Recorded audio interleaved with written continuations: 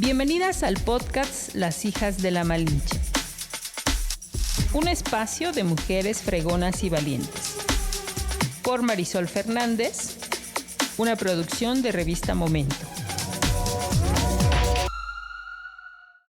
Hola, ¿cómo están? Les saludo una vez más aquí desde nuestros estudios en Apizaco, Tlaxcala, y vamos a transmitir o vamos a grabar en este momento un podcast más de Las Hijas de la Malinche, y la verdad es que hoy estoy muy contenta porque se encuentra con nosotros una empresaria que está en nuestra segunda edición empresarial de este año, así es que si todavía no la han visto, búsquenla. Si ya la vieron, por favor, lean la entrevista, porque pues es una mujer con una trayectoria muy amplia, con una experiencia en el tema de salud desde diferentes aristas, y justo por eso está con nosotros, porque pues vamos a platicar un poco más de su formación, un poco más de cómo llega a Tlaxcala, y para mí es un honor tener a una mujer con una experiencia, ya lo decía y lo repito, con una experiencia muy, muy amplia. Y yo le doy la más cordial bienvenida a la maestra Socorro Ortiz González. ¿Cómo está? Muy bien, muchas gracias. Agradezco mucho la invitación de participar en este espacio tan importante. Gracias. No, pues para nosotros es importante tener a mujeres tan importantes como, ya lo dice aquí su trayectoria. Ahorita me voy a permitir leerlo, que aunque es muy cortito, está muy conciso, está bastante preparada, y eso habla justamente de todo el tiempo que lleva al frente de espacios que tienen que ver con el tema de salud. Así es que, si me permiten, voy a dar una breve reseña de quién es ella, cómo se ha formado.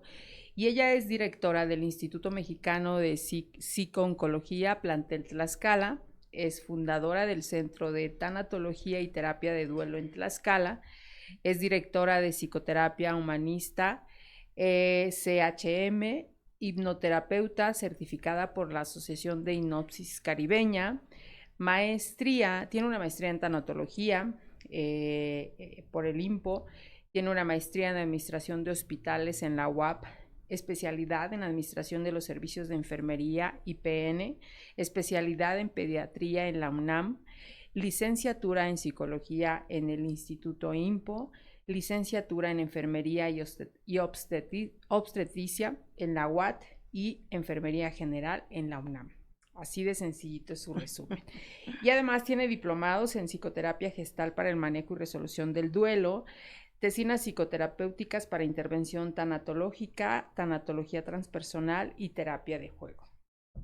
Pero, pues después de leer esta información de nuestra invitada de hoy, a mí me gustaría preguntarle dónde fue su infancia, porque obviamente ahora ya es una hija de la Malinche, pero hace muchos años pues no sabía ni siquiera que iba a llegar por acá. Entonces a mí me gustaría preguntarle cómo fue su niñez, en dónde creció, en dónde nació. Okay. Yo nací en la Ciudad de México. Okay. Ahí fue mi primer formación académica. Soy la segunda de 8 hijos. Una familia numerosa. Mi padre fue obrero, mi mamá ama de casa, y bueno, éramos bastantes. Okay. Tuve una infancia... ¿Es de las mayores? ¿La segunda? La segunda, okay, soy la segunda. Okay. Fui una niña muy querida, fui una niña muy amada por mis padres, por mis maestros. Entonces desde ahí me siento muy, muy afortunada por la vida. Pues desde la infancia. Ok. ¿Qué recuerdo le viene a la memoria justamente de esta infancia con 8 hermanos? Sí, que ahorita, pues la convivencia que tenía con mis papás y con mis hermanos.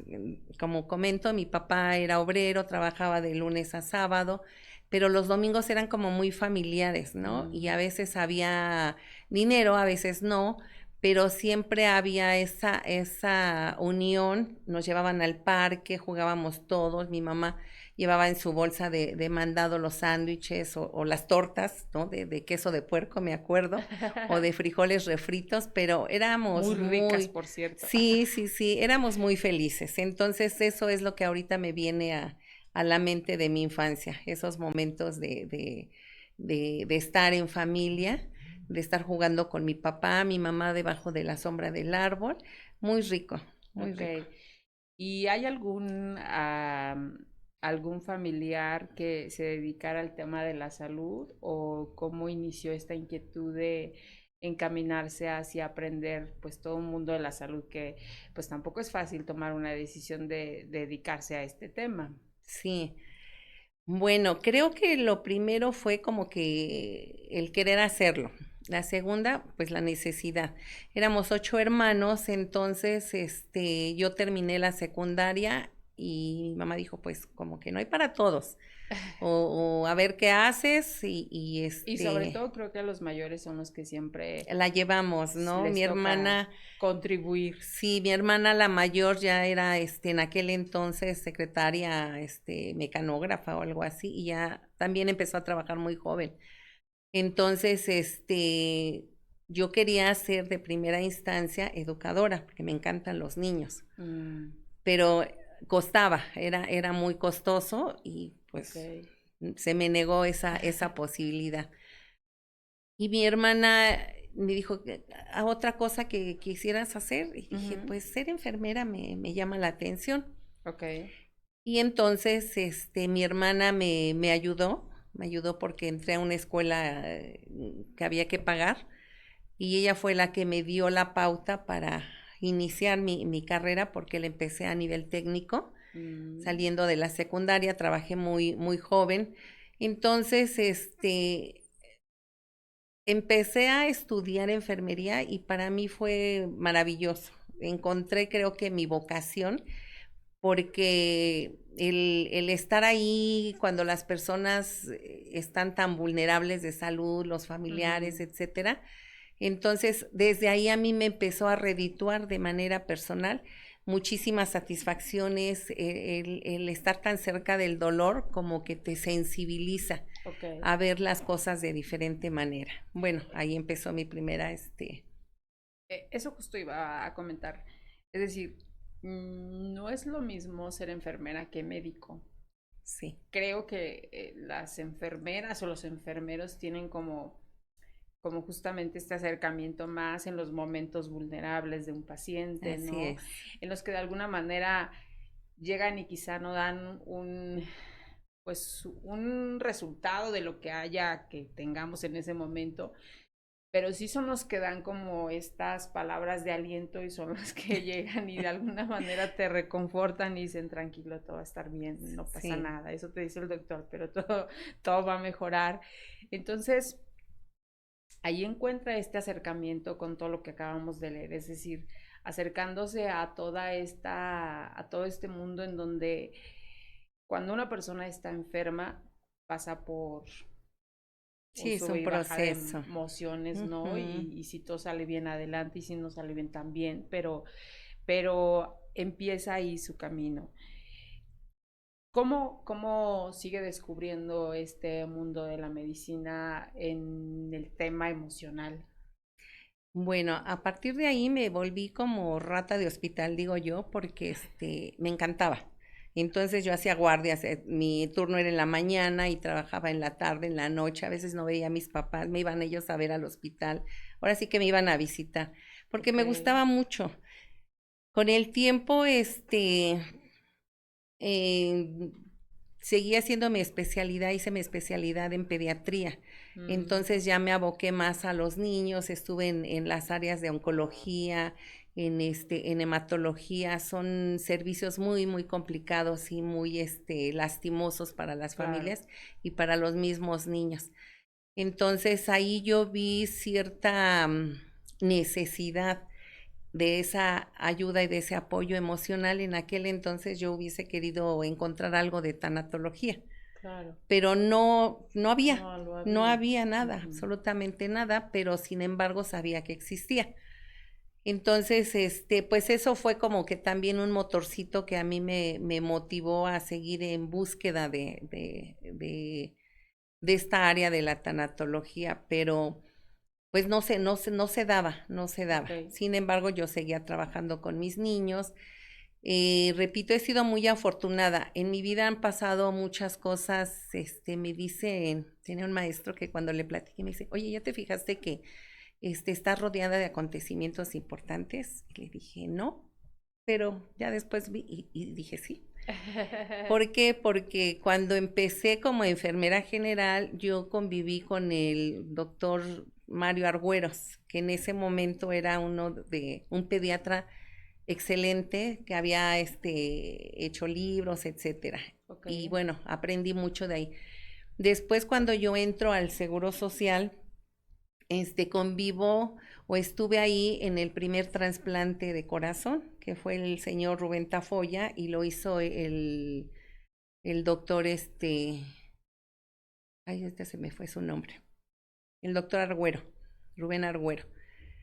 Y en ese mismo, posteriormente, años después, empezamos con los protocolos de trasplante de médula, que ahora ya es una realidad, pero en aquel Claro. entonces apenas estábamos trabajando con eso.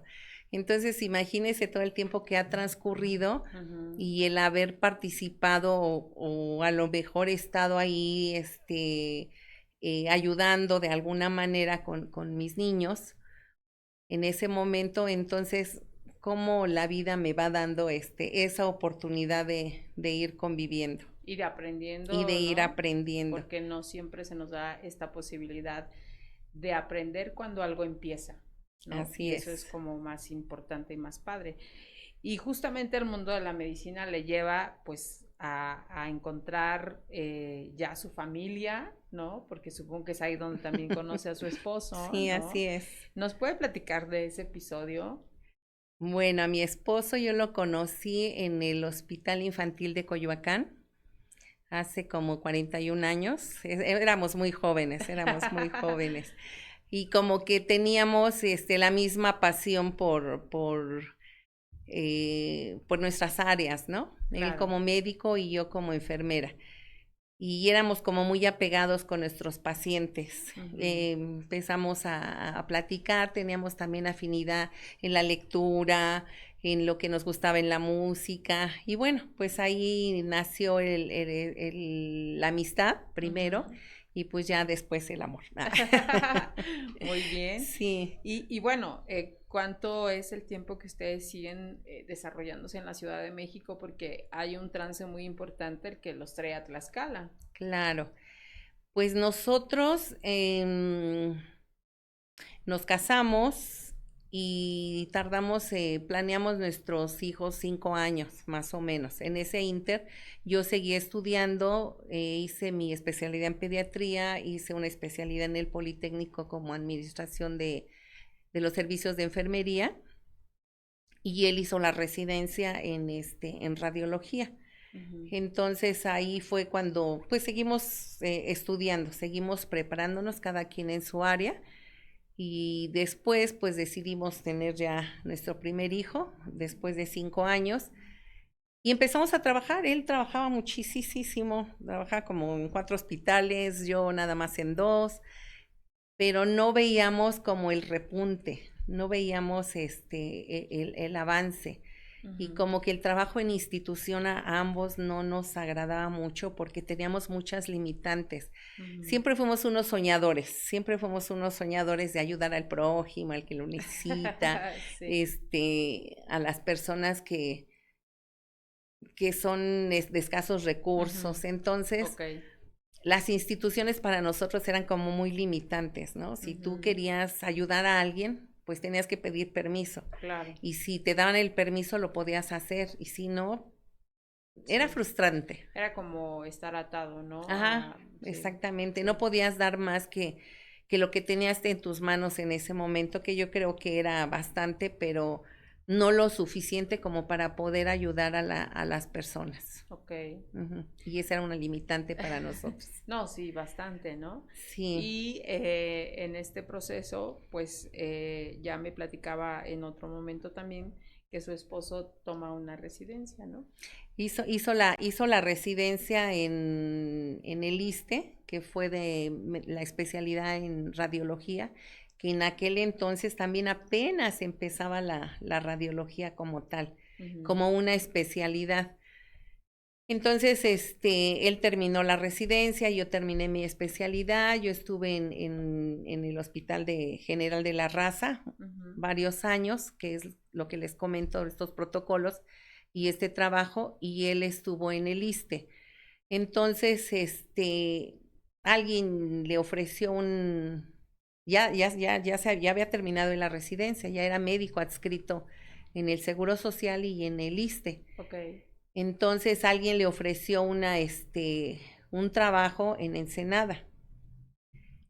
Y lo comentamos, lo decidimos igual rápido, pues vámonos, ya tenemos a nuestros 2 hijitos, pues vámonos con todos los 2 hijitos, uno de 4 años y el otro de 6. Y en Ensenada empezamos a trabajar. Estando tan cerca de la frontera Tijuana-San Diego, pues muy cerca toda la tecnología. Entonces realmente ahí fue donde seguimos preparándonos. Yo no pude trabajar de inmediato porque el trabajo era para él. Entonces me dediqué como más a los niños, pero también me llegó a mí la oportunidad en ese momento de estar en un hospital nuevo que en aquel entonces lo hacía una persona con bastantes recursos privados. Entonces se llamó o se llama todavía el Hospital de las Américas. Entonces a mí me llaman para que yo colabore en el área de pediatría como enfermera pediatra y para poder hacer el servicio, administrarlo, ver las áreas, hacer todo. Fue como mi primer hijo en ese sentido. Entonces él trabajó como médico radiólogo y yo como enfermera pediatra en ese hospital. Ahí estuvimos 3 años, nos fue bastante bien en todos los sentidos, aprendimos, nos relacionamos, aprendimos la mercadotecnia también, que es muy diferente allá que acá, pero bueno. Claro. Creo que lo básico sí lo aprendimos. Y ya de estar en Ensenada, pues nos regresamos a la ciudad. Yo soy de una familia muy, así como muy muégano, muy unida, ¿no? Y se me hacía como estar muy lejos ahora sí que de mi tierra y de las personas que amo. Y además la cultura yo vi que no había cultura, porque ni eran de allá ni eran de acá, ¿no? Sí, y todos pochos, ni hablaban español ni hablaban inglés. El nivel económico nos fue muy bien, pero esa parte como que no nos gustó. Entonces, no llenaba. Y mi esposo me dice, ¿quieres que regresemos? Pero no me voy al DF. No regreso al DF. Después de estar en provincia, que podíamos dedicarle más tiempo a los niños, que podíamos trabajar, hacer otro tipo de cosas. Entonces, los tiempos eran muy diferentes, muy, muy diferentes al estar viviendo en la Ciudad de México, que hasta la fecha siguen siendo diferentes, sí, ¿no? Sí. Muy ahogantes, muy apresuradas en el DF. Y bueno, así me dijo, y dije, ¿y ahora qué hacemos? Pues me vine y empecé a hacer mercadeo. Fui a Pachuca, a Ciudad Sagún, a Tizayuca, a Veracruz, y alguien nos recomendó, nos dijo, ¿no han ido a Tlaxcala? Dije, no, pues Tlaxcala, ¿dónde estará Tlaxcala? Pues está cerquita, sí, y un estado bellísimo. Yo cuando llegué dije, de aquí soy. ¿De eso hace cuántos años? De eso hace como 33, 34 años. Ok. Que ya nos platicaba en la entrevista. No, 30 años. Que ya nos platicaba 30. Justamente en la entrevista, que es prácticamente el inicio de llegar a Tlaxcala con este servicio del centro de radiología, así, ¿no? Es, sí. Y que es lo que pues hasta la fecha siguen como pioneros en ese sentido, ¿no? Así es. Ahora, con esta llegada a Tlaxcala y por lo que comenta desde un inicio, ambos se siguen preparando, ambos siguen buscando estas posibilidades, no solamente de quedarse, porque pudieron haber llegado a Tlaxcala y instalarse con el centro de radiología y pues Sí, ya, así, ahí, exactamente. pero no, o No, sea, la inquietud es de seguirse preparando, sí, seguir viendo qué más hay, qué más pueden ofrecer. Y a mí me gustaría en ese sentido, si me permite antes de hacer una pausa, y regresar preguntándole esto de cómo empieza a incursionar más de lleno, desde el Instituto de Sincología, de cómo también empieza a ver el tema de la tanatología, porque también es un tema que pues es reciente prácticamente, ¿no? O ujú, sea, ujú, no, como usted decía, pues antes que íbamos a saber de que podíamos asistir a una terapia, ¿no? Para todos estos temas, ¿no? claro, Entonces, deme oportunidad de solamente hacer una mención y regresamos con esa pregunta, ¿le con parece? gusto, gracias. Bueno, pues antes me gustaría agradecer, como ya ustedes han escuchado en diferentes podcasts, a nuestros patrocinadores, que es La Suculenta, que se encuentra en calle Lira y Ortega número 70. Ellos se encuentran en Tlaxcala Centro. Son una cantina 100% familiar donde tú pides la bebida y ellos ponen la botana siempre muy mexicana. El concepto es que por cada bebida que consumas puedes elegir una botana. Cada semana cambian las botanas, pero lo más importante es que consideres que es una cantina 100% familiar. Y cuidar tu rostro ha sido un reto siempre para nosotras las mujeres y también para los varones, así es que hay un producto hecho por una mujer tlaxcalteca que se llama ProEdge Suero Hidratante. Este producto repara y humecta la piel de forma instantánea, hidrata a profundidad, rellena y reduce las líneas de expresión al usarlo diariamente. Su fórmula estratégicamente es para brindarte todos los beneficios en un mismo producto. Pueden seguirlos en Facebook e Instagram como @proech_skincare, donde encontrarás los puntos de venta. Nosotros somos un punto de venta, si es que si gustan, pues aquí tenemos. Y también Believe Studio, que es un espacio dedicado a resaltar la belleza de la mujer. Cuentan con servicios de ceja HD, microblading, faciales, maquillaje de ocasión, alaciado japonés, depilación con hilos, cera española, cursos de automaquillaje. Ellos se encuentran en Boulevard Emilio Sánchez Piedras, número 111, Colonia Centro, aquí en Apizaco. Su teléfono es 241-223-7426 y también puedes seguirlos en redes sociales como Believe Studio. Y muchas gracias también a Alía, que hoy nos hizo favor de mandarnos unos tés muy ricos. El mío es frío, el de la maestra es caliente, así es que cualquier bebida pueden solicitarla ahí. Un saludo a Ale Moctezuma y pues vamos a continuar. Ya decíamos que no para, maestra, porque hasta la No fecha paramos. sigue preparándose, pero yo insisto, una vez que ya se instalan aquí, que esa parte nos la platica muy bien en la entrevista impresa y que también ahí anda un video en redes sociales, si ustedes quieren escuchar un poquito de la historia también de cómo llega al centro de radiología aquí en Tlaxcala, pues ahí platica un poco toda esta historia del centro de radiología y de ser pioneros, pero cómo sigue la vida conduciéndola por este camino en donde tiene que ver más con el acercamiento de estas emociones, en donde pues quienes hemos tenido la pérdida de algún familiar sabemos lo difícil que es el proceso tan complicado que a veces solemos tener. Hay quienes incluso no salen, ¿no? Y hay quienes, bueno, pues ahí vamos, pero ¿por qué? ¿Cómo? ¿Qué se va presentando en todo este camino que le va conduciendo Ok, hacia allá? exactamente, la vida nos va conduciendo poco a poco. Hubo un momento, hice la maestría en administración, todo en radiología bien, Ujú. y pero uno de mis hermanos, el que sigue de mí, fallece. Mi hermano fallece en un accidente automovilístico.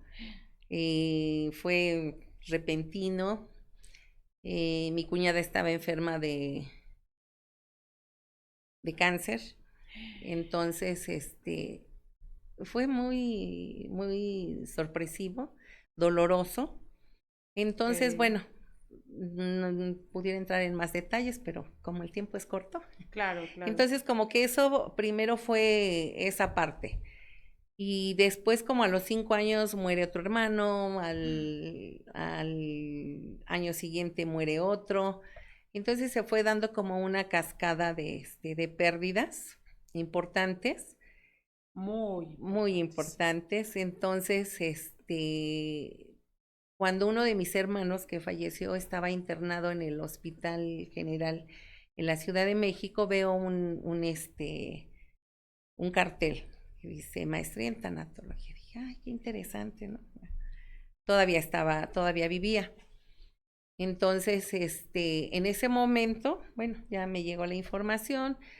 A la semana él fallece, no pude entrar cuando tenía que entrar, pero ya me comuniqué y entré como 2 semanas después. Y bueno, ese fue, digamos que uno de los segundos motivos porque el primero ya lo tenía.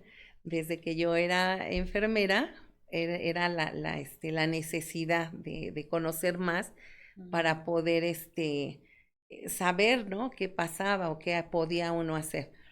Y el segundo paso fue este detonante, la muerte de mis hermanos. Mm. Entonces entro a estudiar tanatología, 2 años de la maestría, y fui descubriendo cómo todo lo que esto conlleva, ¿no? Todos los cambios, no nada más emocionales, sino personales, es tu cambio de vida. Ahora, qué interesante conocer este antecedente de usted en el sentido de por qué, ¿no? Y Ujú. efectivamente, como usted dice, la vida nos lleva. Pero, ¿cómo pudo salir? Yo creo que siempre la primera muerte es la que más nos impacta, ¿no? No quiere Sí. decir que las demás no. Pero la primera es la que pues, uno no está preparado, ¿no? Nunca está preparado. ¿De qué manera se pudo ayudar de manera personal y cómo pudo ayudar a su familia sin tener toda esta información que se venía después? Todos tenemos recursos, ¿sí? De hecho, el duelo es un proceso normal, pero no sabemos cómo utilizar nuestros recursos que todos tenemos, unos tenemos más, unos tenemos menos. Entonces creo que fue esa habilidad de poder saber cómo ir manejando o con quién en ese mismo momento las situaciones que se iban presentando, porque sí fueron difíciles, pero bueno, hay que salir, no te puedes hundir con el barco, tienes que salvarlo, ¿no? Ujú. Entonces, fue un poco o un mucho la experiencia que yo traía ya como enfermera, Ok. porque ahí ves también muchas pérdidas, en fin. Y la otra es los recursos que uno como persona tiene en ese momento. Entonces creo que eso fue lo que me ayudó para poder salir adelante. Y obviamente esto se complementa cuando usted estudia la maestría.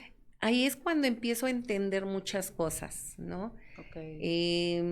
Todo este proceso, porque muchas veces pensamos que vivir es respirar, caminar, comer, dormir, y es parte de la vida, es lo que te da el que estés vivo, ¿no? Pero realmente no hacemos conciencia de cómo respiramos, ¿sí? Porque es automática. Entonces, pues Claro, respiramos y ni cuenta nos damos, ¿no? claro, sí. Entonces, O comemos y ni disfrutamos la comida. exacto, ajá, ¿No? sí, ¿no? O duermes, pero no descansas, porque te vas pensando en qué vas a hacer mañana, bla, bla, bla, etcétera.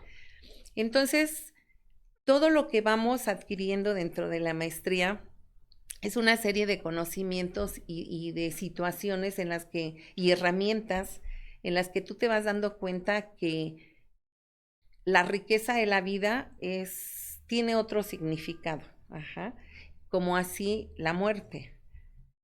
A veces hablamos de la muerte o tanatología dice, no, la muerte, no, yo no quiero hablar de eso porque si hablas de la muerte, segurito que la traes. Y no es cierto. Ok. Simplemente la vida y la muerte es un ¿Y proceso. por qué le tememos tanto a hablar justamente del tema? Ahora que usted tiene toda esta información, porque de verdad nos cuesta, ¿no? Y si alguien Claro. habla en la familia de que, bueno, yo cuando me muera y entonces empezamos, no, por favor, no hablemos de ese tema, etcétera, etcétera. ¿Por qué? Es cultura. Ok. Es cultural, son mitos, es miedos y son una serie de cosas que la tenemos ahí, ¿sí? Yo les digo a mis pacientes, la muerte, pues es nuestra compañera. Todos los días la traemos al lado. No lo sabemos, no nos damos cuenta, porque no sabemos en qué momento nos vamos a despedir. No sabemos si ahorita salgo de casa y no sé si vaya a regresar. Entonces, ¿cómo quieres que te recuerden? ¿Verdad? Ujú. Enojada, triste. No, mejor despídete bien, aunque estés enojada, aunque hayas pasado un mal momento.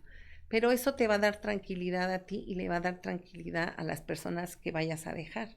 Entonces, teniendo en cuenta que la muerte es parte de la vida, son hermanitas, están de la mano, Claro. ¿no? Y solamente las separa un hilo muy delgado. Entonces, cuando tú entiendes o comprendes esta distancia tan corta, es como vas valorando lo que vas viviendo, ¿no? Lo que vas comiendo, Ujú. tu descanso, le tomas atención a tu respiración, y esas cositas a lo mejor pequeñas es lo que hacen la gran diferencia, ¿no? Yo preguntaría cuántos de ustedes cuando se levantan miran al cielo o agradecen que abrieron los ojos, ¿no? O al terminar la noche, alguien le dice a sus hijos o a sus nietos, mira arriba, está lleno de estrellas, embelésate con eso es rico. Si me Ujú. explico, en lugar de métete, ve la televisión, o ahí está el teléfono, y, o sea, ¿qué les estamos dando, no? Claro. Y eso, esos pequeños detalles creo que hacen una súper diferencia. El que Ujú. tengas conciencia de la vida, ¿no? Y ese es uno de mis mayores logros, creo yo. Ok. Y bueno, estudia la maestría. Cuando usted estudia la maestría, ¿decide poner la escuela o ya estaba la escuela? No, termino la maestría, obtengo el grado porque hay que hacer examen, etcétera. Ujú. Y una compañera trabajaba en el instituto. Entonces, Anita, y un día me vino a visitar, oye, me dijo, ¿y no te gustaría aquí poner abrir un centro de tanatología y terapia de duelo, que esto, que aquello? De inicio yo no pensaba dedicarme a ser Terapeuta. terapeuta ni tanatóloga. Era algo mío. Pero una compañera o conocida amiga trabajaba en el IMSS Ujú. y sabía que yo estaba estudiando, que ya había terminado. Y una vez me llega una paciente y me habla, me dice, oye, te mandé una paciente. Y yo, no, pero no tenía espacio, no tenía nada, ¿no? Entonces, bueno, ya busqué un espacio, la atendí y y se fue decentemente bien. Continuó viniendo a sus terapias, trajo a sus hijas, vino su esposo. Ella vive en Calpulalpan, habían perdido a su hijito. Entonces, esa fue la pauta.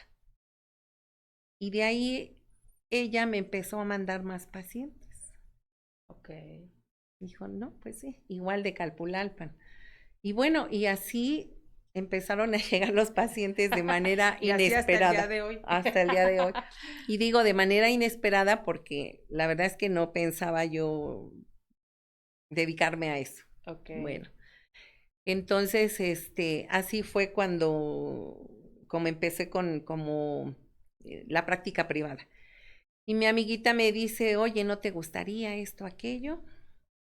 Dije, bueno, después vino el doctor Marco Antonio Polo Scott, que es el director general, y y ya lo platicamos, vimos y demás, y pues órale, vamos a hacerlo. Y aquí empezamos con el primer diplomado, fue diplomado de tanatología con enfoque gestal. En ese entonces trabajábamos la gestal. Estuvo muy numeroso los grupos, 50 y tantos, 40 y tantos, y así estuvimos 3 años.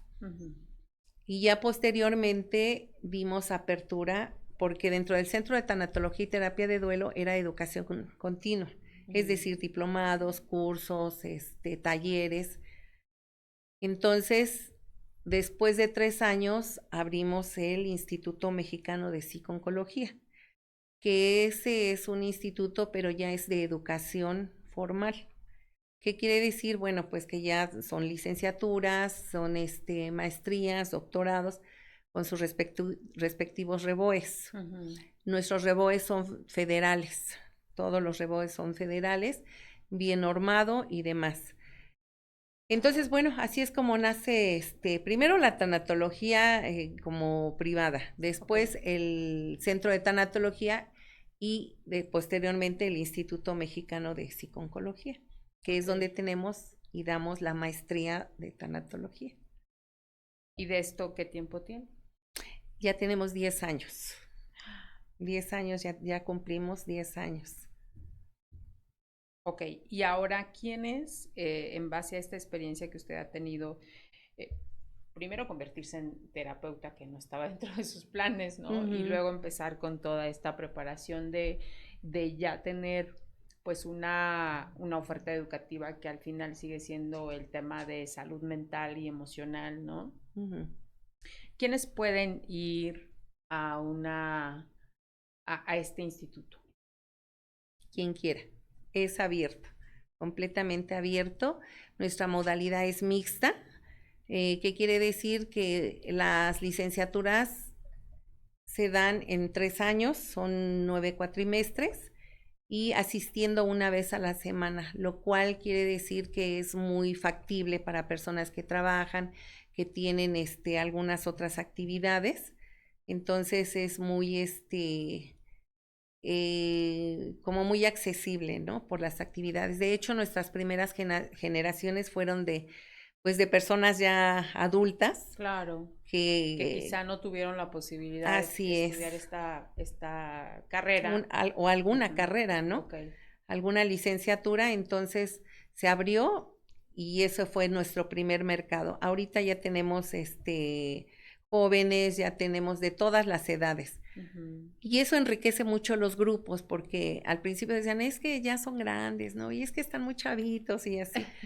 Entonces les decía, bueno, es que hay que capitalizar la experiencia. Claro. Y hay que conocer los jóvenes, porque también a veces nos perdemos, ¿no? Sí. Y el hecho de que no convivamos con jóvenes, incluso para la terapia, si yo no hablo a lo mejor el mismo léxico que un joven, pues no me voy a entender. Entonces el conocerlo, puedo hablarlo con él de una manera tan natural que podamos empatizar el joven y yo. Entonces todo eso son detallitos bien importantes que hay que tomar en cuenta para que no llegue, por ejemplo, un joven y llegue con una persona rígida y va a decir, no, pues va a parecer mi abuelita o mi mamá, pues no voy a empatizar con ella. En cambio así hay esa empatía. Okay. Entonces, por eso es importante y nuestros grupos son muy heterogéneos. Entonces, son muy ricos para el aprendizaje. ¿Las instalaciones están ubicadas aquí en Apizaco?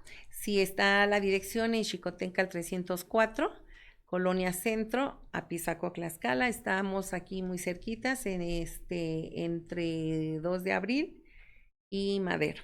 ¿Nos puede volver a mencionar cuál es la oferta educativa que tiene? Tenemos las licenciaturas en trabajo social, que casi no hay, en psicología. Okay. Y trabajo social, psicología y psicopedagogía, y la maestría en tanatología. Y de ahí muchísimos talleres también, muchísimos diplomados. Y bueno, pueden llamar para cualquier información. Tenemos también nuestro grupo de apoyo, para que lo conozcan. Eso es muy importante. Ese es gratuito. Okay. Y es para personas que hayan tenido alguna pérdida. Ahorita nada más tenemos un día a la semana, que son los miércoles, okay, de 6 a 7. Entonces, las mismas en las instalaciones. mismas instalaciones. Ok. Y este es atendido por tanatólogos y por nuestros pasantes de la maestría. ¿Y cómo hacen las personas que pudieran estar escuchando este podcast? ¿Cómo ya llaman, hacen cita? ¿Tienen que ir directamente a las No pueden llegar instalaciones? a las instalaciones el día miércoles de 6 a 7, ya que vayan con su tiempo, Ok, llegan o antes de las 6, porque hacemos los grupos. Antes teníamos grupos muy específicos, es decir, los lunes teníamos personas con pérdida de pareja, ok. martes pérdida de hijos, miércoles pérdida de padres, jueves pérdida de bebés que no habían nacido. Ujú. Pero después de la pandemia, pues esto se vino Sí. abajo, nos ha costado trabajo hasta ahorita el hecho de, este, de reunir un grupo. Y Ujú. es importante porque, bueno, qué bueno que me dan la oportunidad de hacerlo público para que vean las personas que tienen esa necesidad, bueno, pues que hay un espacio y que sí hay un lugar donde los podemos orientar, apoyar para quienes esté pasando en algún duelo. Y vaya que es importante y Sí, necesario tener este acompañamiento porque yo insisto, es algo que a veces no comprendemos, no sabemos cómo salir, ¿no? De esta pérdida. Y yo creo que después de la pandemia, pues sin duda las pérdidas como se dieron en distintas familias, pues ha sido gravemente afectado, ¿no? así Y es. creo que esta es una posibilidad. Este centro de ayuda, ¿qué tiempo tiene que lo están haciendo? Pues antes de la pandemia ya teníamos 3 años, Ok. ya teníamos 3 años. Entonces ahorita, por ejemplo, ya no los tenemos tan seccionados o tan separados. Ahorita Ujú. es pérdida en general Ok. para empezar a reunir el primer grupo. Mm, Y bueno, y ahí compartimos, se comparten las experiencias y es muy enriquecedor para todos. claro. Y aparte les damos, si alguien necesita de manera personal el apoyo, el acompañamiento, también lo podemos dar. Pues sí que es una excelente oportunidad, yo insisto, sobre todo porque no tiene costo, porque me parece también que esta es una de las aportaciones que en algún momento pensó dar y tener hace Así. muchos años y que no tenía como estas posibilidades de decidir. Ahora Ujú. lo puede hacer y es este canal de ayuda, pues para toda la gente que quiera y que pueda asistir, ya lo comentó la doctora, pues ustedes pueden llegar directamente a las instalaciones o bien, pues yo creo que también pueden escribir en sus redes, ¿no? Del propio instituto. Claro. Ok, en estos 10 años, eh, ¿cómo cree que nos ha ayudado la tanatología para pues todas estas pérdidas que ya usted lo mencionaba, hasta incluso la versatilidad con que lo tenía por días, ¿no? Que si de parejas, que si de hijos, que si de bebés. Son distintas, pero al final es una pérdida, ¿no? Claro.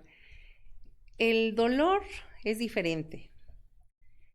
La pérdida también, aunque sea de hijos, no siente lo mismo el papá, la mamá o los hijos o las personas que lo rodean. Entonces, eso se trabaja de manera muy, muy individual. Ujú. A veces minimizamos el dolor del que está al lado. Y lo importante aquí es que la persona se sienta acompañada, se sienta apoyada y en determinado momento a lo mejor dar respuestas a los por qué, ¿no? ¿Por qué esto? Ujú. ¿Por qué aquello? Y poder entender este proceso tan natural. Hace un momento decíamos, bueno, es que todos o la mayoría de las personas no nos gusta hablar de la muerte, Sí, ¿no? porque no nos educamos para eso. Hay un área dentro de la tanatología que se llama tanatología educativa. ¿Y en qué consiste? En eso, en ir preparando a los niños y decirles, pues es que esto va a suceder, ¿no?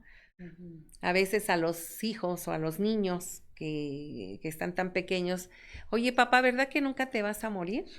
No, hijo, nunca me voy a morir. Se muere. Entonces el niño se siente defraudado, engañado, ¿por qué sí. me dijiste que no te vas a morir y te fuiste? ¿Sí? Ujú, ujú, Entonces yo creo que siempre hay que ser muy claros claro, en varios temas y uno de esos temas es hablar de la muerte, ¿no? Es un proceso, la vida es un instante, hoy estamos aquí, mañana no lo sabemos, pero irlos como que preparando, ¿no? Entonces la tanatología educativa en eso consiste. Ujú. Hay muchos, me decían que la tanatología sí nada más era para personas dedicadas a la salud y no, ¿sí? Porque ahorita estamos viendo que desde el punto de vista educativo hay niños con pérdidas, con divorcios, con se murió el abuelito, se murió la mascota, en fin, cambiaron de casa, o de ciudad, dejaron sus amigos, en fin, todas esas son pérdidas. claro, sí, que sí. Entonces, si nos vemos en ese sentido, los seres humanos vivimos cascadas de pérdidas, unas son más importantes, otras menos, etcétera. Pero tenemos que irlas elaborando, tenemos que ir cerrando para que continuemos sanos. Ujú. Porque Ok. si dejamos alguna pérdida sin elaborar, pues ahí se queda, ¿no? Y a lo mejor la siguiente, y se va llenando como un vasito de agua. Entonces es ¿Y importante, cómo se cierra una pérdida? pues de diferentes maneras, dependiendo de la situación, de la edad del niño, por ejemplo, porque no es Ujú, lo mismo un niño de 2 años a un adolescente, a un joven, claro. a un adulto, a un adulto mayor. La Pero muerte, sin tener como ser específico en que entiendo que las muertes son distintas y no es lo mismo perder a un hermano en un voy a accidente dar un que... ejemplo. Ujú, Cuando sales del kinder, ok, te dicen, ay, pues vamos a la ceremonia de no sé qué, de término, de graduación, le llaman aquí. claro. Ese es un cierre. Ujú, Ese pudiera manejarse como un cierre. Ajá. ok. Estuviste aquí 3 años, aquí hiciste esto, esto y esto. ¿Y qué quedaría de los papás? A lo mejor decir, mira, hijo, esto fueron tus aulas, tus maestros, agradece, porque aquí diste tus primeros pasos, aquí aprendiste a colorear, aquí esto. Eso pudiera ser un cierre. Ok, Ujú. Y son cierres que se van dando y no sabemos que son cierres, ok. ¿verdad? Pero igual en la primaria, en la prepa, etcétera, etcétera. Eso pudiera ser un cierre. O cuando te vas de una casa. Bueno, mira, aquí este es tu cuarto, aquí jugaste, despídete de las paredes, de esa ventana que cuando la abrías veías el sol, en fin, así como, o sea, no es tan complicado, pero sí enseñar a agradecer. Ok, a eso me refería. Es decir, mm, no estamos tan bien acostumbrados a esto. O sea, Así. como que nos cuesta tanto, como dejar, ¿no? Como dejar que se nos vaya, Son los apegos, ¿no? sí. Entonces, a eso me refería. Yo insisto, sí son distintas las circunstancias. Yo vuelvo a lo mismo. No es lo Ujú, mismo perder a un hermano en un accidente que de enfermedad, ¿no? O no ujú, es lo mismo perder a tus padres porque tuvieron también un accidente a que estaban ya enfermos, ¿no? ujú, ujú. Pero sí esta parte de cómo aprender a cerrar, ¿no? A despedirse, porque también creo que hasta es un acto de amor. No sé si sea así, digo, usted es la experta en el tema, ¿no? Pero estos actos de amor que también de pronto, con con esta rapidez que también ya tenemos hoy en día, ya como que siento que tampoco lo hacemos, no sé. Claro, todo es automático. Por eso comentaba, cuando sales de tu casa, pues despídete bien, aunque vayas enojado, aunque lo que sea, ¿no? Ok. Pero con esa sensación de bienestar. O Mm, sea, sí, estamos mal, pero que Dios te bendiga, que te vaya muy bien, adiós. ok. Y ya. Si algo sucede, bueno, que sea lo menos dañino, ¿no? Por así decirlo. Sí. Pero estoy hablando de un último momento, pero si lo hiciéramos todos los días y si todos los días nos diéramos el tiempo de abrazar a nuestros niños, de decirles que los amamos, de decirles que son importantes en nuestra vida, de Ujú, que es importante lo que ellos hacen, ¿sí? A mm, veces llegan los niños con un tache y te dicen, mira lo que te hice. ¿no? Oye, qué magnífico, ¿qué cosa es esto? ¿No? Sí. Como el Principito, ¿no? Pues es un sombrero y se tragó una boa, ¿no? Entonces, esos detalles tan, a lo mejor insignificantes, te pueden dar tanto, y a nuestros niños les pueden dar seguridad, les pueden dar autoestima. Entonces, como que son muchas cositas, son muchos detalles que las tenemos en la mano, en lo cotidiano, Claro. pero no nos damos cuenta porque en nuestro quehacer, en nuestro ir, en nuestro venir, en ver cosas, que son importantes, ¿no? Porque trabajar es importante, Sí. porque comer es importante, porque asistir a una reunión es importante, pero no dejarlo lo medular, lo esencial. Yo así lo considero. Nuestros jóvenes también están tan necesitados de que les digan, a ver, ven, ¿qué necesitas, no? ¿Cómo te sientes? Porque a veces no sabemos cómo se siente. Y más en los adolescentes que están en esa ir y venir y no saben, están encontrándose o se quieren encontrar. Y si nosotros no aportamos algo como adultos, pues entonces, ¿qué les estamos dejando, no? ¿Qué les podemos dejar?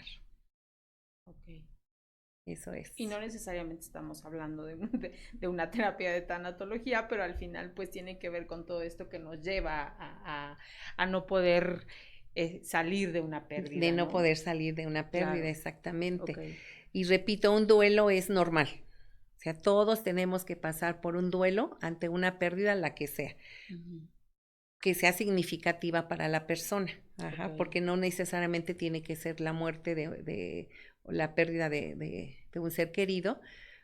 Puede ser cualquier otra cosa, pero que le esté doliendo, que le haya cambiado la vida, que etcétera, etcétera. Sí, hasta perder un trabajo, ¿no? Sí, era lo que les decía, nuestras personas que se jubilan, por ejemplo. ¿Sí? La jubilación conlleva un duelo. Estás perdiendo tu trabajo, estás perdiendo, y no perdiéndolo, sino a lo mejor terminando una etapa. Pero si tú no tienes un proyecto de vida después de que te jubilas, hay muchas pérdidas ahí. Claro. Porque toda tu vida trabajando en un círculo de amigos, de compañeros, etcétera, y de repente... Y de tajo. Sí, ya no vas a hacer nada.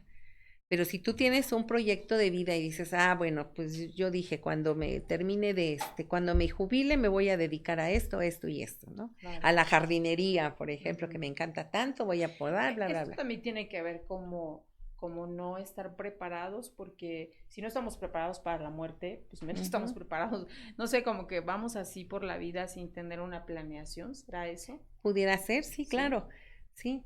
Del desear, ¿no? Yo he visto a gente, ay, ya quisiera jubilarme, ay, y, oye, ¿qué vas a hacer? Ay, no sé, pero ya me quiero jubilar. Ajá, pero ¿qué vas a hacer, no? Sí. Entonces, el ir y no tener nada planeado o tener algún hobby o algo que te gusta que digas, ay, no, ahora me voy a dedicar, como este ejemplo que pongo, a la jardinería, ¿no?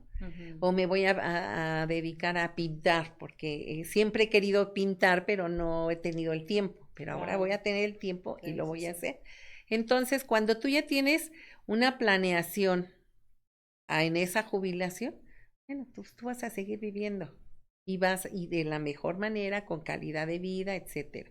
Pero cuando sales y no tienes que hacer o lo que piensas hacer no lo haces, entonces hay mucho deterioro, tanto físico como emocional de las personas. Y bueno, y el perder o el jubilarte o salirte de tu trabajo ya te conlleva a un duelo. Claro, sí. Estás perdiendo no sé cuántos años de tu vida. Sí. ¿Se imaginó en algún momento ver todos estos 10 años que se ha dedicado al instituto y que de alguna manera creo que ha contribuido en un apoyo a un desarrollo? Parece que no, pero el Estado creo que también tiene una respuesta de que ahora haya gente que se dedique también al apoyo de la tanatología, ¿no? Y que mucha gente lo necesita y lo requiere, porque a veces también pensamos que, ay, no es para tanto, ¿no? O sea, es como ir a un psicólogo, ¿no? Claro. De pensar que no es necesario, y claro que lo necesitamos, ¿no? Porque como pues creo que tampoco tenemos todas las herramientas para poder salir adelante de la situación en la que nos encontremos, ¿no? Sí, no me lo imaginé, la verdad es que no. Yo fluyo, yo trato de fluir, como se presentan las cosas, es como yo voy fluyendo. Ok. Creo que una de las características que tengo es que dicen, te avientas como el borras. Ok. Y lo voy a hacer, ¿no? Ok. A lo mejor no sé cómo, pero lo voy a hacer. Y Ok. ya que lo tengo, digo, ya lo hice, ahora, ¿qué sigue? Ajá. Mm, Entonces, esa parte de decisión, de perseverancia, y sobre todo lo trascendente que vas haciendo, ¿no? Yo tengo muchos alumnos muy agradecidos y yo les digo, no es por mí, tú lo hiciste todo, etcétera, pero siento yo muy bonito que me dediquen un poema, que me hayan hecho una canción, que me den las gracias, que en la calle me vean. Yo en algún tiempo estuve dando clases de enfermería en la Cruz Roja ok. de Tlaxcala. Y a veces me encuentro a las chicas, adiós maestra, y ay, adiós. Y eso a mí me gusta, ¿no? A lo Ujú. mejor, la verdad es que a veces yo no me acuerdo de ellas, Claro, porque es claro. mucha gente. Sí, sí, sí. Pero ya cuando me dicen adiós, digo, ay, es fulanita, ay, sí. Y entonces eso para mí es muy redituable, mucho, muy redituable. Claro. Sí. Y, y, y de manera personal, ¿qué es lo que ha aprendido a partir de estar en de estudiar obviamente la maestría en tanatología? ¿Qué respuestas ha encontrado? Incluso con sus vivencias personales, porque como Ujú, ya lo comentaba, pues fue a partir también de tener estas pérdidas personales y de saber claro. cómo qué, ¿no? Toda pérdida te conlleva una ganancia.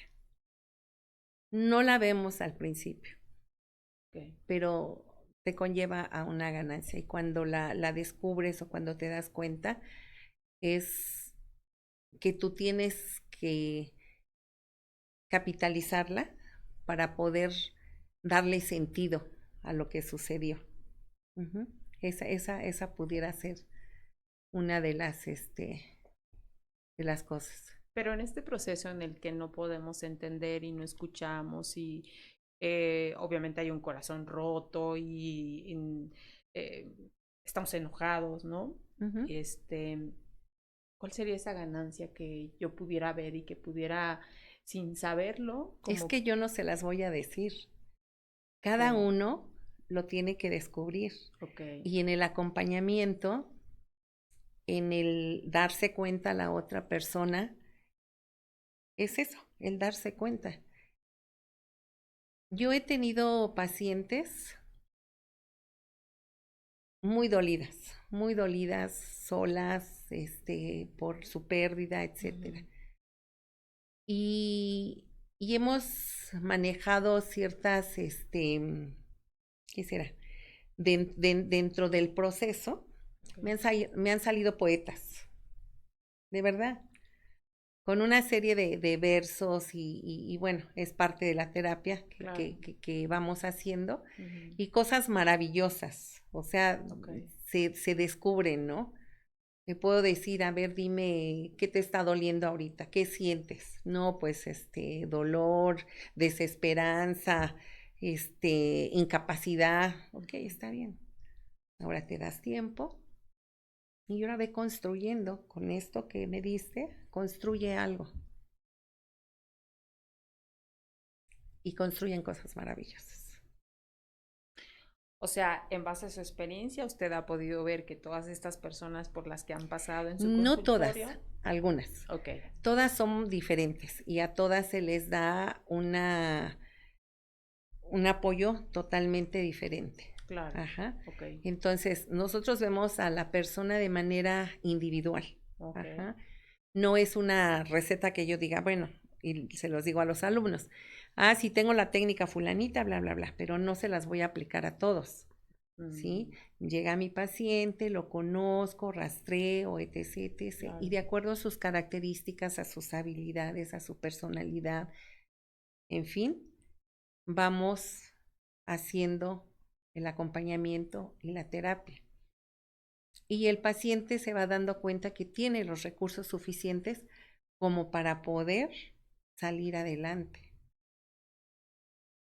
Aquí es bien importante que la persona lo quiera hacer, ¿sí? Como en toda terapia. Como en toda terapia, ajá. Ok.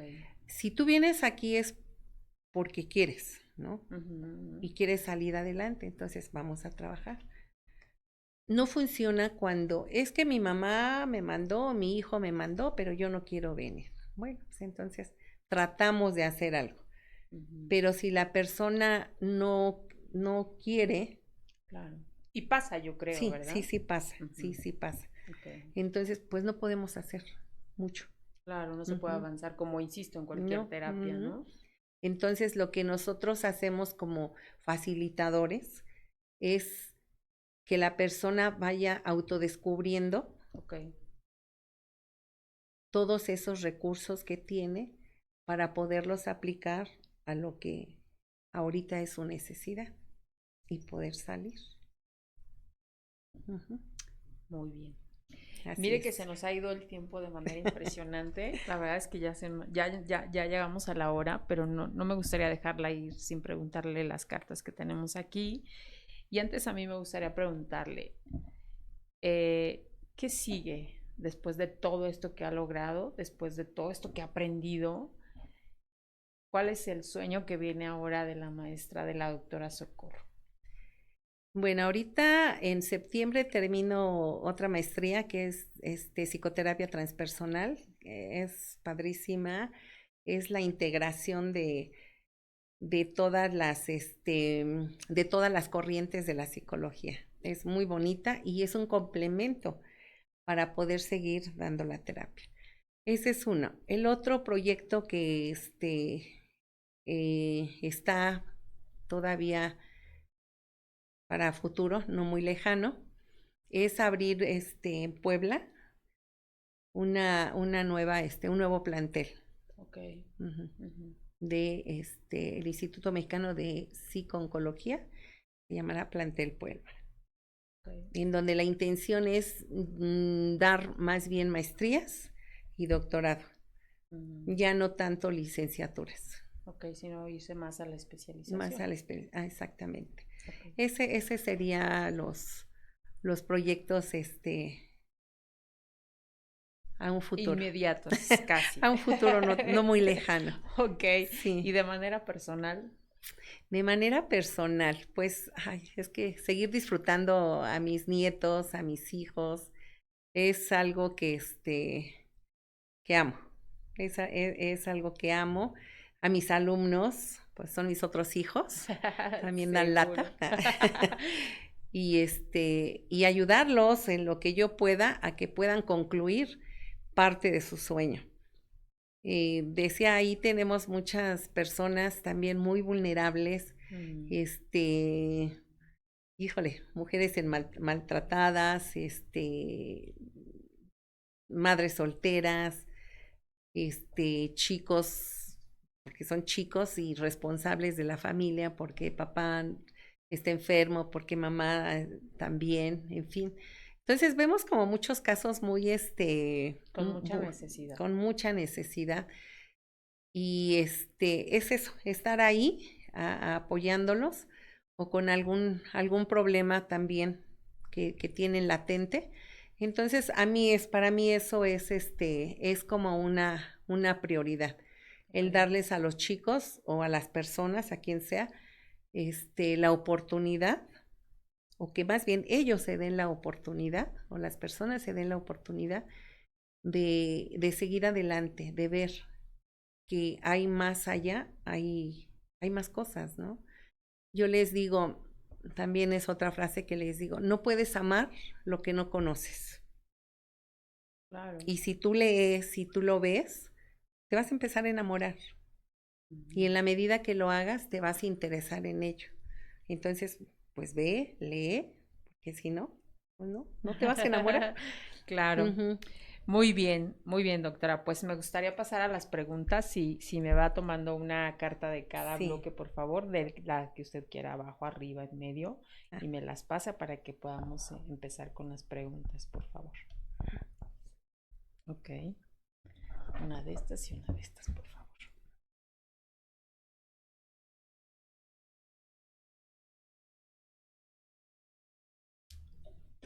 Ok, dice la primera, ¿qué preocuparía a tu familia si conocieran de ti? ¿cómo? Y yo tampoco la entendí mucho, pero vamos a repetirla. Dice, ¿qué preocuparía a tu familia si conocieran de ti? Si conocieran de mí, pues yo creo que nada.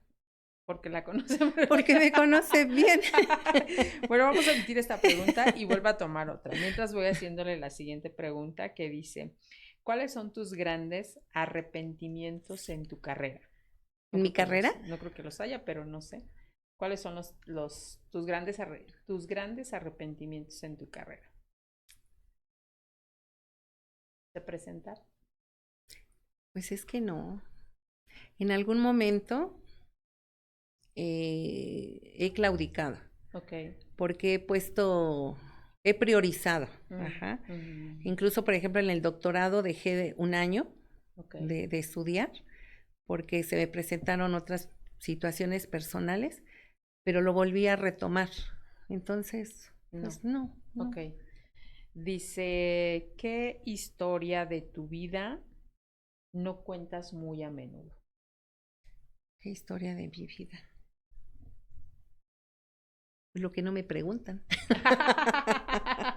Lo que no me preguntan. Pero Ajá. ¿habrá algo por ahí que forma parte de su vida sin que le interese mucho compartir? Pues no, ¿No? no, realmente no. Ok. Otra A carta, ver, por favor, doctora. a ver, una de acá. Ok. Dice, ¿has odiado a alguien? ¿A quién? Si es que quiere mencionar a quién.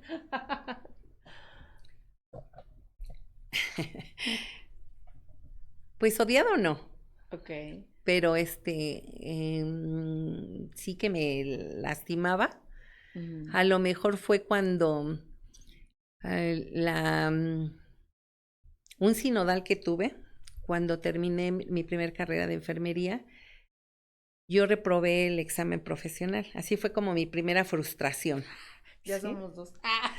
Fue mi primera frustración porque pues le echaba muchas ganas, o sea, siempre fui como muy machetera, ¿no? Híjole. Entonces, me preparé muy bien para el examen y teníamos 3 sinodales y el de la universidad me preguntó las medidas del quirófano, de un quirófano las medidas y cómo tenían que ir las paredes, algo así, ya no me acuerdo.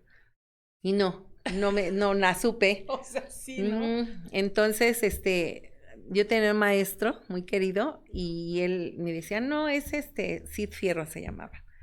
Dice, el maestro Cid Fierro segurito te va a preguntar esto, que le gusta mucho preguntar lo que es el RH, el macacus rezos y no sé qué, y no sé qué. Pues, ay, el macacus rezos, y el RH positivo, negativo. Pues nunca me preguntó eso. Entonces, ay, sí, no, Y me cayó. reprobó. Sí, no, no, no. Esa fue mi primer frustración, creo yo importante o Claro, significativa, sí, ¿no? y ¿Cómo no? y la directora había sido también mi sinodal, y me dice, oye, Socorro, ¿pero qué te pasó? Si no eres buena alumna, ¿qué es lo que te pasaba? Que no sé, estaba totalmente bloqueada, enojada, Sí, triste, sí. etcétera. Entonces, Odiando al sinodal. odiando al mentado Cid Fierro, que así se llamaba. Yo creo que, pues, de que me acuerdo, nada, seguramente alguien más me ha caído mal, ¿no? Pero Claro. de que me acuerdo así fue como que ese momento. Después de ese examen todavía perdí, y digo perdí entre comillas, porque luego empecé a trabajar, como estudiaba en las escuelas del departamento del Mm, DF, había ok. muchos hospitales, que son la Mm, Cruz Verde. Okay. Entonces, luego nos daban trabajo, aunque no estábamos tituladas, pero nos daban como un año para titularnos y nos daban el puesto de enfermeras generales. Okay. Entonces, sí, así entré. Pero la satisfacción fue que mis compañeras, las que sí habían pasado ese examen, pues siempre se quedaron ahí. Y yo ya estaba en el Seguro Social, ya era jefe de piso, ya estaba la especialidad, o sea, esa es una ganancia, por ejemplo. Esa es una ganancia. De una pérdida. De una pérdida. Y todavía tardamos 2 años porque el siguiente año de que reprobé, se puso en huelga la universidad. Entonces, pues, todo cerrado, no había nada. Entonces, los exámenes se programaron hasta el siguiente año. Sin embargo, me volví a preparar. De hecho, fue cuando conocí a mi esposo y me prestó libros y ya saben, ¿no? Entonces, pues a leer, a estudiar. Y fue cuando presenté el examen y ya lo aprobé. Pero yo ya tenía mi plaza como enfermera general. Y ahí estuve trabajando, trabajé muy joven. Aunque haya reprobado. Aunque haya reprobado. Ese es un ejemplo de ganancia. ¿Sí? Mire lo que vino a salir después de no entender lo que significa tener una ganancia después de una pérdida. Pero bueno, doctora, pues muchísimas gracias. A mí me gustaría que le diera un mensaje sobre todo a las mujeres, porque este es un espacio que es de mujeres. También nos escuchan hombres. Y quizá el mensaje sea en general para todas aquellas personas que en algún momento hemos tenido una pérdida y que no sabemos cómo salir de este momento tan complicado, tan doloroso, que no entendemos. ¿Cuál sería el mensaje que usted les daría? Que tengan en cuenta que la mayor experiencia que podemos tener es a través de esas experiencias dolorosas, exactamente. Y que veamos el lado positivo, que no se puede ver en el momento, porque estamos cegados por el dolor y la desesperanza tal vez, pero que siempre tengamos en mente que hay una salida. Siempre hay una salida y que hay una serie de alternativas. Yo les pongo mucho el ejemplo de un abanico. Lo tenemos cerrado, pero si tú lo abres, puedes ver toda esa gama de alternativas. Entonces, no se cierren, no digan no puedo, no lo voy a hacer. Digan todo lo contrario, hay que programarse también para decir sí puedo, lo voy a lograr por esto, esto y esto. Y la perseverancia y la razón siempre te va a llevar a un buen fin. Entonces, pues ese sería el consejo. A una buena ganancia. Ok, pues muchísimas gracias, doctora. Gracias por acompañarnos, gracias por formar parte de nuestra 7ª temporada del podcast Las Hijas de la Malinche. Y la verdad es que hoy no fue la excepción de tener a una mujer tan preparada, tan soñadora, tan llena de muchos proyectos y que es un ejemplo también para las que de pronto decimos, no, ya hasta aquí, ya no puedo. Hay mucho claro por que hacer podemos, todavía. Sí podemos, hay adelante. Mucho todavía por hacer, entonces gracias por seguirnos acompañando, por compartir nuestros podcasts, por seguirnos recomendando a mujeres que puedan estar aquí con nosotras. Gracias también a Fede, que ya está de regreso, gracias también a Legna, que también está de regreso y está mucho mejor. La verdad es que se les extraña, compañeros, pero muchas gracias porque están de regreso y sobre todo gracias a ustedes por seguirnos y por seguir hablando de nosotros. Que tengan una excelente tarde. Gracias a todos y a toda la audiencia. Bienvenidas al podcast Las Hijas de la Malinche. Un espacio de mujeres fregonas y valientes. Por Marisol Fernández, una producción de Revista Momento.